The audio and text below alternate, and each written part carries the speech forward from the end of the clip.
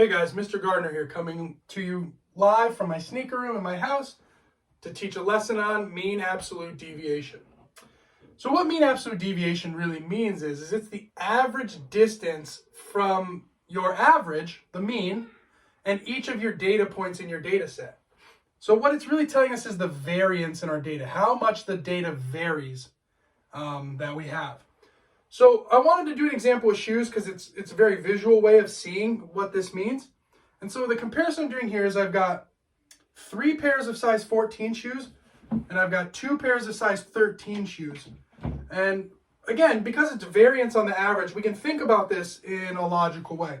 If 3 pairs of 14, 2 pairs of 13s, we have a range of about 1. If we were going to add those all up, we're going to have an average that's right between those two numbers, right? And so when you think about that, if the average is right there, then the distance from each size to that average is going to be small. And you can see that also by when you compare these things. Here's a 13, here's a 14. And if you look closely enough, there's really not much difference. It's very small. It's about that much difference. Okay, so you would expect that when you're doing something like this, you're going to get a mean absolute deviation that's small. After we look at that example, we're going to add in another size that is way different from these ones, and you'll see how that mean absolute deviation is going to actually spread out.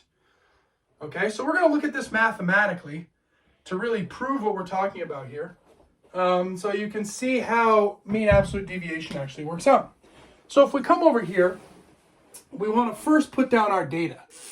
So as we saw from the pairs I've shown, we have 2 pairs of size 13 and 3 pairs that are size 14. So now if we look at this, here's our data set, right? And if we want to find mean, then we're going to need to add up all these numbers and divide by how many there are.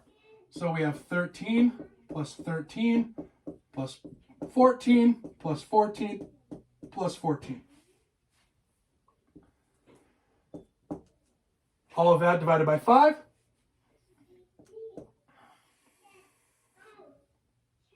26, 40, 54, 68. Divide that by 5. And we're going to get 13.6. And that makes logical sense, right? Because we have a small sample. It's really bunched together. So if we take the average, we're going to be right in between 13 and 14. So we're going to hold on to that for just a second. Okay, and the next thing we want to do is, because we're finding the difference or the distance between each of our data points and our average, then we're going to be subtracting this number from these ones. And again, because we're talking distance, we're going to take the absolute value of those differences because we never measure distance as a negative number. And as you can see, just by looking at it, you're going to get a few negatives in there. Okay, so let's see what that looks like next. So I would have 13 minus 13.6, 13 minus 13.6, 14 minus 13.6, 14 minus 13.6, and 14 minus 13.6. So if you remember one of the strategies we talked about this year, when we have subtraction, we have positive and negatives. We can put the positive in the positive column and the negative in the negative column.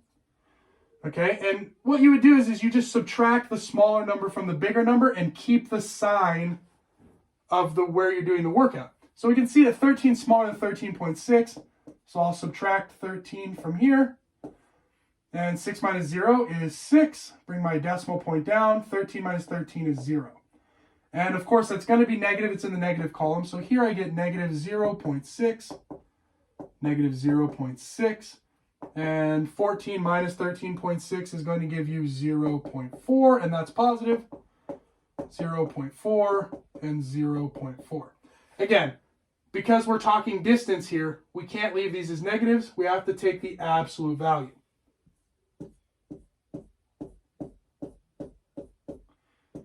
So we get 0.6, 0.6, 0.4, 0.4, and 0.4.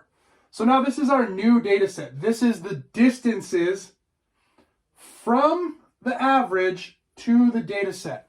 And I've showed this visually in a graph that I also attached to your notes that I put out. And you can see the red line is average, and each of those green columns is your original data set. So you can see that the distance from the average to each of those data points is really small. So the next thing we have to do now, because it's mean absolute deviation, we have to find the mean of these deviations, of these differences. Okay? So again, you do the same thing as we did here. All right, we're going to add 0.6 plus 0.6 plus 0.4 plus 0.4 plus 0.4. We're going to divide all that by 5.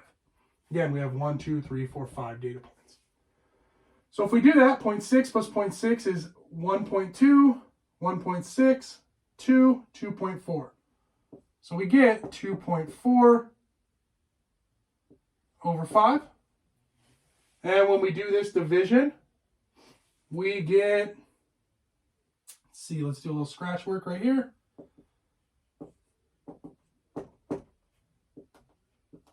Five doesn't go into 2. 5 goes into 24 4 times. Gives us 20. We do our subtraction. I get 4. Bring in a 0. Bring it down. 5 goes into 48 times. And we get a mean absolute deviation of 0.48. So our MAD is going to equal 0.48.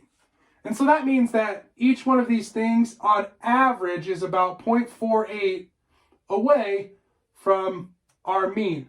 And that makes a lot of sense, right? These are 0.4 away. These are 0.6 away. So that number should fall between 0.4 and 0.6. And it does. So that tells us, those are ways to check to make sure our numbers make sense. One thing you always want to look for is your MAD should always, always, always be smaller than the range. Because it doesn't make sense that you would have a distance further from the middle than the whole range. There just doesn't make any sense. Okay? So what I want to do now is I want to just take it a step further. I want to show you this idea that it's showing the variance. As you can see, this is a small number because there's not much variance as we saw. It's just a little bit of difference between those two sizes. So let's bring in a smaller size shoe.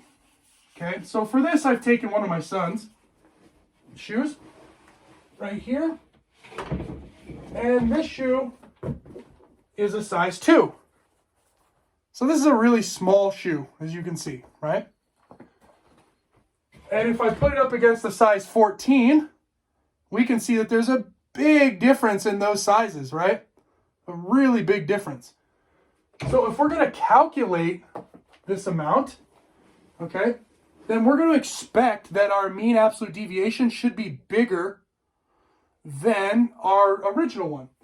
So I'm going to use some of this work that I already have. I'm just going to add in my data point here. This is that 2. Okay, so I'll just add a 2 in here. We got to add this to make 6, because now I have 6 data points. And this was originally what? 68. So we add 2, makes 70, divided by 6.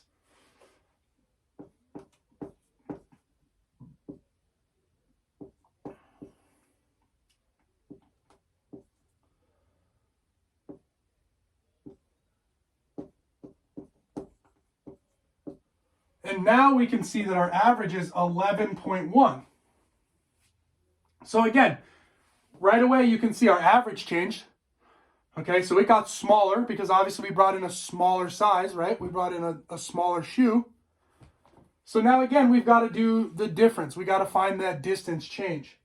So if we do that, we can see here that now I have 2 minus 11.1. 13 minus 11.1, and I'm going to do this times 2, because there's 2 of them. Then I have 14 minus 11.1, 14 minus 11.1, and 14 minus 11.1. So now I have 1, 2, 3, 4, 5, 6 data points. So again, this is going to be negative 9.1, negative 9.1. This one's going to be positive 1.9. Sorry, this one should be 1.9. Got ahead of myself there. This one's going to be 2.9, 2.9, and 2.9. As you can see already, these numbers are much bigger than the numbers we worked with in the last example. So again, now I got to add all these up. Well, I got to take this one, its absolute value. And so it's just 9.1, and these other ones stay the same. So if I add those two together, I get 0.9, and that makes 10, 11. So I have 11, 12.9,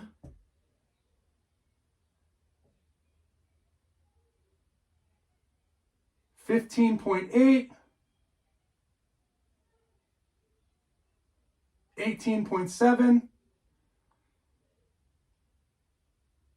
21.6. So if I add all those up, I get 21.6, and now I've got to divide that by 6. I got 6 data points.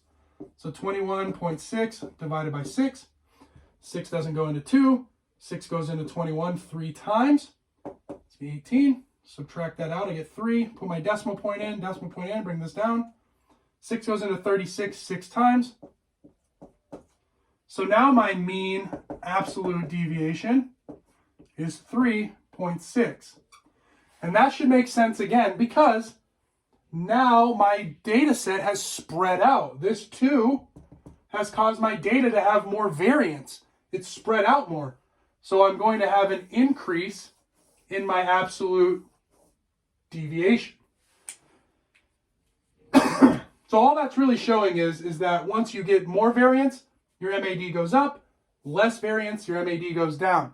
What you want to keep in mind though is scale. If your numbers are small, right, then you're going to expect a smaller number here. If you're using numbers that are massive, like in the hundreds of thousands or in the millions, then you have to think about MAD in terms of scale. Is it close in scale to how big my data set is, right? Because you could be talking in the millions and your MAD be like 10,000, but that's still considered a small variance when you're talking about numbers in the millions. Okay, so you also want to keep that in mind when you're doing it.